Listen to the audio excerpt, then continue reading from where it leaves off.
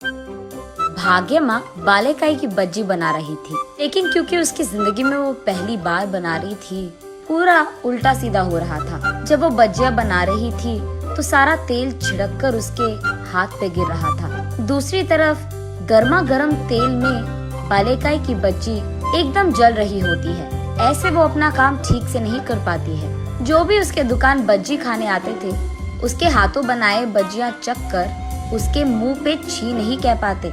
और कुछ लोग उस जले हुए बज्जियां को देख मुंह मोड़ लेते हैं, लेकिन और कुछ लोग भाग्य माँ की सुंदरता देख उसकी बज्जियां भले ही बुरा क्यों न हो, कम से कम इस औरत के लिए तो रह जाते हैं, कहकर वही रह जाते हैं। ऐसे अलग प्रकार के लोगों की विविध बर्ताव देख भाग्य माँ थक जाती है।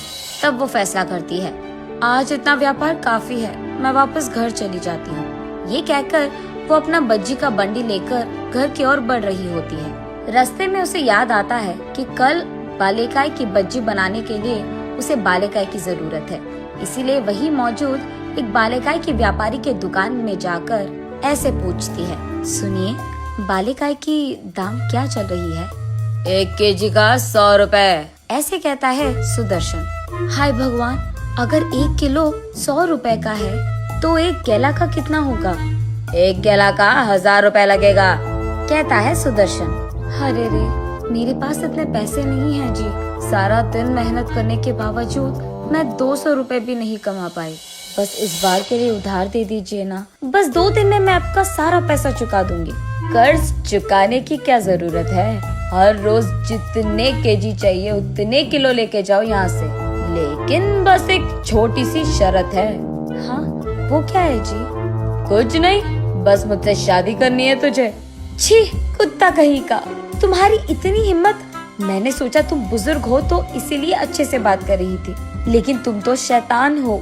ऐसे वो क्रोधित होकर वहाँ से चले जाती है। जब वो मुड़कर जा रही थी तो पीछे से सुदर्शन, तुम्हारा पति तो वैसे भी मर गया और तुम्हें काम करना भी नहीं आता, इसीलिए कह रहा हूँ, मुझसे शादी करेगी ना तो अच्छा खासा घर पर आराम कर पाएगी, सोच लेना। ऐसे उसको चिढ़ाते हुए कहता है सुदर्शन। भाग्य माँ घर पहुंचकर उदास बैठी रहती है। दरअसल भाग्य माँ पड़ोसी गांव के जमींदार की बेटी थी। उस गांव के जमींदार का एक राइस मिल रहता था। उसमें मौजूद सारे कूली का एक अधिकारी कूली था, उसका नाम भूपति है। एक दिन भूपति जमींदार के पास आकर ऐसे कहता है, साहब, एक छोटी सी बात करनी थी। बोलो भूपति, क्या हुआ? साहब, वो त्योहार आ रहा है तो बहुत सालों से आप बस बचा हुआ राइस दे रहे हैं इन कूलियों को, इसीलिए कम से कम अगर इस साल आप उनके पैसे दे दे तो वो खुशी से त्योहार मनाएंगे अपना। हाँ, तुम लोग जो काम कर रहे हो उसमें ये राइस देना ही बहुत ज्यादा है और तुम लोगों को पैसे भी चाहिए। तुम सोचते क्या हो अपने आप को? मुझे बता रहे हो कि इनको क्या देना है और कब देना है? तुम्हारी इतनी हिम्मत, कूली साला। साहब, हमको जितने पैसे आने थे हम वही पूछ रहे हैं, आपसे कुछ लूट तो नहीं रहे हैं ना?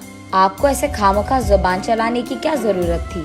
तुम मुझे जवाब दे रहे हो? तुम्हारी इतनी हिम्मत? वो भूपति को जोर से लात मारता है।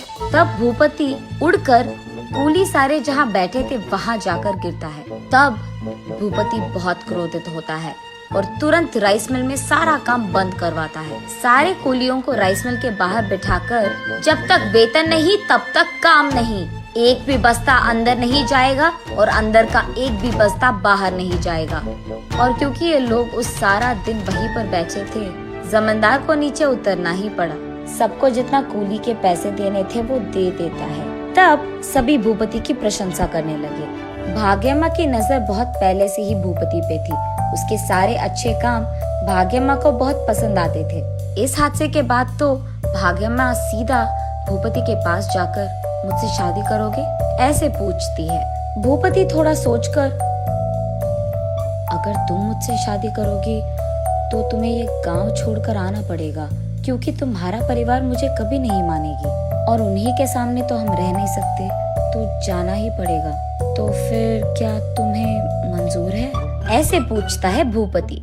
तुम जहाँ हो मैं भी वहीं, अब से मेरी जिंदगी सिर्फ तुम्हारे साथ। तब ये दोनों उस गांव छोड़कर ये गांव आते हैं। दोनों बहुत दिन बहुत अच्छे से जीते हैं। और क्योंकि भाग्यमा बड़े घर की बेटी थी, भूपति उसे यहाँ कोई काम करने नहीं देता था। वो भी लाड़ों से उसका देखभाल करके बहुत प्यार करता था। एक दिन उनके घर के पास मौजूद बांध टूट जाता है और इसी कारण सारे गांव में बाढ़ आ जाता है। उस दिन आए हुए बाढ़ में बहुत सारे लोग घायल हो जाते हैं और खो जाते हैं। उनमें से एक था भूपति। और बस उस दिन के बाद से भाग्यम्मा की कष्टाएं शुरू हो गई। किसी को भी उस गांव में नहीं पता था कि भूपति कहाँ पे है, लेकिन भाग्यम्मा उस गांव के चारों ओर घेरे हुए सारे जंगलों में जाकर अपने पति को ढूंढने लगती है। लेकिन कहीं भूपति ना दिखाई देने के कारण वो अकेले ही अकेले बहुत रोती थी और कुछ ना कर पाने के कारण वो उस गांव के अधिकारी के पास जाकर उसके पति को ढूंढने के लिए निवेदन करती है, लेकिन कोई भी उसकी बात नहीं सुनता है। ऐसे कुछ दिन रोते रोते उसके घर पे ही बैठे रहती थी, लेकिन बाद में फैसला करती है कि तब तक उसे अपने आप को संभालना होगा। भूपति के आने के इंतजार में उसको कोई काम करके पैसे कमाना था। तब से वो हर रोज कोई नया काम ढूंढ लेती थी। एक दिन वो ईंटों को उठाती है, लेकिन क्योंकि उसने जिंदगी में कभी कुछ उठाया नहीं, वो उन ईंटों को नीचे गिरा देती है और वो ईंट सारे टूट जाते हैं। तब वहाँ का अधिकारी, अरे जाओ बेटी जाओ, तुझे कोई काम करना ही नहीं आता है, ईंट सारे टूट गए, चलो निकलो अब, ऐसे कहता है। अगले दिन वो गाय को घास खिलाने कहीं ले जाती है। तब उनमें से एक बछड़ा बिछड़ जाता है। तब वहाँ का अधिकारी भी, नहीं होगा बेटी तुमसे ये काम, जाकर कोई और काम ढूंढ लो, जाओ, ऐसे कहकर उसे वहाँ से बेच देते हैं। और आज ऐसे होता है। घर पे बैठे भाग्यश्री जब अचानक ऊपर देखती है तो उसे देवता की मूर्ति दिखाई देती है। उस मूर्ति के पास जाकर वो ऐसे रोती है, एक ही बार में मुझे ऐसे मुश्किलों में डालना था क्या इसी दिन देखने के लिए मुझे बचपन से लाड़ों से पाला गया। मेरा पति जहाँ भी हो उसे घर लौटा दो और ऐसे ही मेरा काम भी करवा दो और मुझे पैसे कमाने का एक रास्ता दिखा दो। ऐसे रोते रोते भाग्यम्मा उसी मूर्ति के पास रह जाती है। अगले दिन जब भाग्यम्मा बाहर आकर देखती है तो उसके घर के बरामदे में मौजूद सारे बालेकाई के पेड़ बालेकाई से भरे हुए होते हैं। तब भाग्यम्मा को लगता है कि देवी की कृपा था ये सब। वो बालेकाई और केलों को बेचने मार्केट जाती है। एक तरफ वो बालेकाई को बेचती थी और दूसरी तरफ बालेकाई की बज्जियां बनाकर उनको भी बेचती थी। वो चकाचक सारे काम करने लग जाती है और वहाँ का भीड़ भी चकाचक उसके पास आते हैं।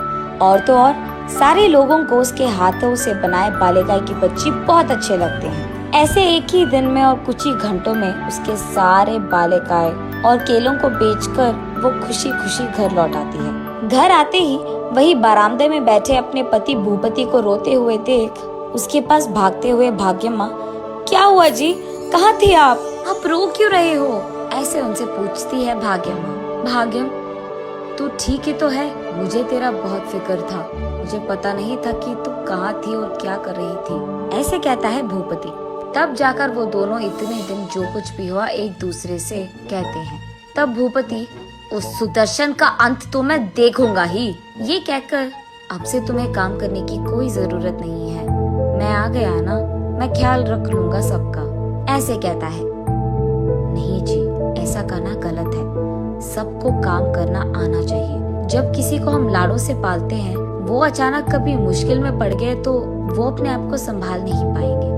इसीलिए आज से हम दोनों मिलकर काम करेंगे और पैसे कमाएंगे। भूपति भी मान जाता है और अगले ही दिन से ये दोनों बालेकाई की बज्जी और बालेकाई और केलों को बेचने लगते हैं। बहुत ही कम समय में बहुत सारा पैसा कमा लेते हैं। और इतना ही नहीं, बांध के विषय में सुदर्शन को गिरफ्तार करवाता है भूपति। ऐसे वो पति पत्नी उस दिन से खुशी से रहते हैं।